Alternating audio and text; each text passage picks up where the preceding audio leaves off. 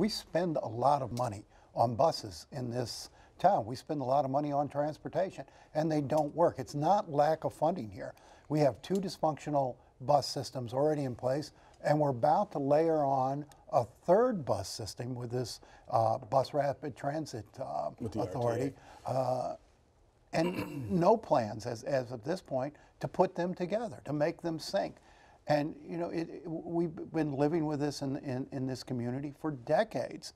Since SMART started, we've had 2 bus systems that don't mesh. All right, so let's go back then. Let's go back a little bit and talk about how we got to this place in terms of, we know that there was urban sprawl, we know that highways were built, but why is it that Detroit, when you come here, you can't get from the airport to downtown in an easy public transit way? Are we alone in the country in terms of not having a good functioning transit system? I don't know if we're alone. I mean, I think if you talk to people in other cities, they'll also talk about gaps in the system, the sprawl issue, and how much harder it is for people to get to jobs. To make living wages. I don't think that's unique to Detroit. What is unique to Detroit is the extent of the problem. I can't think of any other metro area that has what we have, which is basically nothing. You know, as Nolan pointed out, we have 2 systems that can't function properly.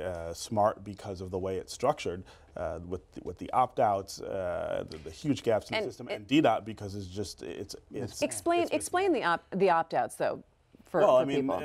You have a bus system that communities can decide whether or not they're going to participate in it and pay for it.